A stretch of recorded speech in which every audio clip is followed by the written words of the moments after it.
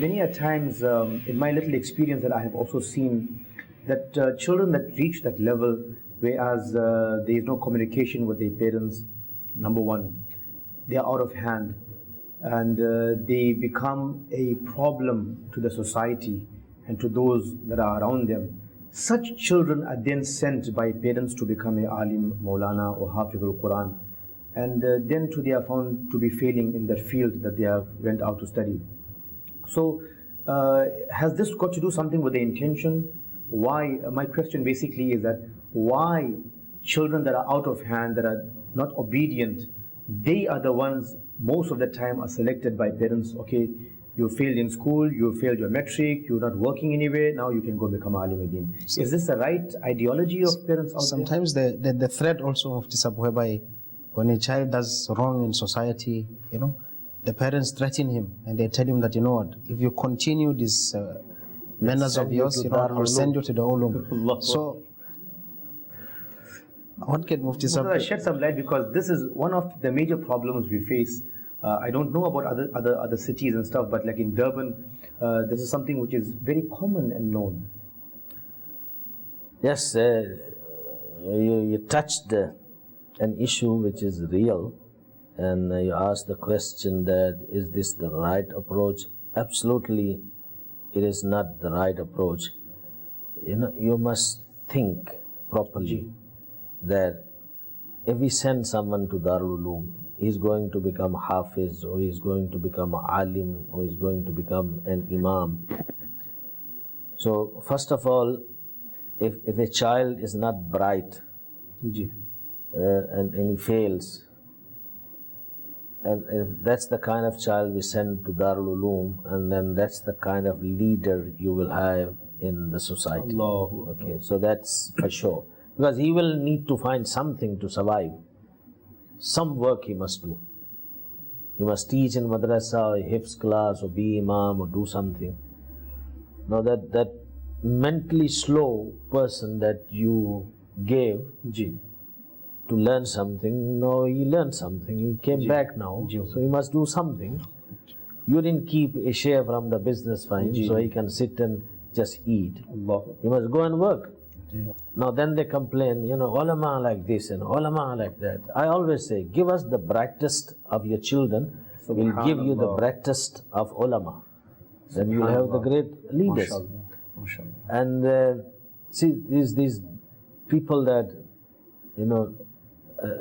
your first question was that these people who are out of control, or they abuse drugs and etc., they are sent to Darul Uloom.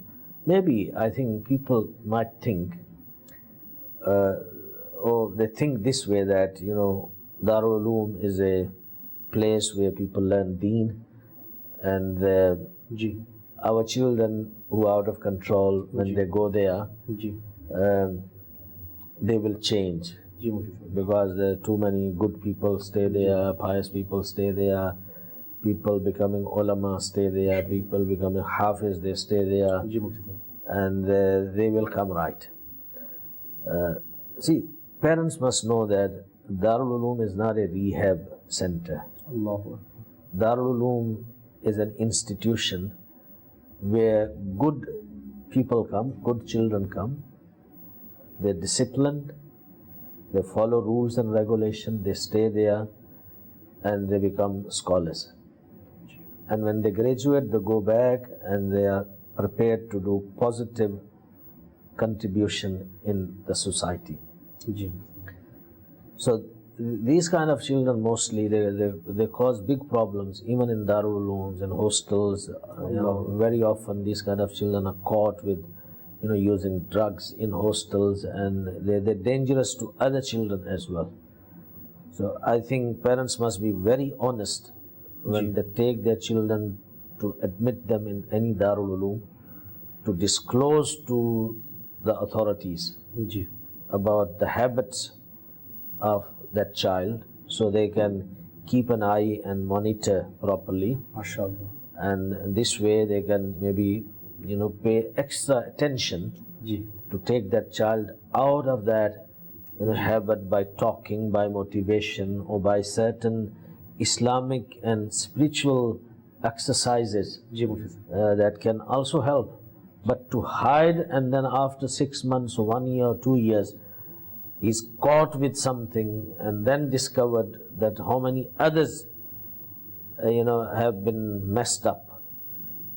Other students have been messed up because of this child. So it's a chaos. Allah. And then it becomes a big problem. Big problem. The people must be honest that, look, there is a problem with the child, and then if they accept, if the Darul Uloom authorities, they have a room for him, and they accept it, it's fine. Maybe they will pay, extra attention or keep him separately or do something that he might come right. Maybe they got some plans. Ji मुफती। Or otherwise they will say, sorry, we cannot accommodate. So this way you're not deceiving anyone. Ji मुफती। And then, Otherwise you will have an imam who's a druggie. Allah. Now imagine that you have an imam Allah. and he smokes dakha. Allah. And you have an imam, he hides and he drinks alcohol. Allah. Or he does something, and then how is going to guide you?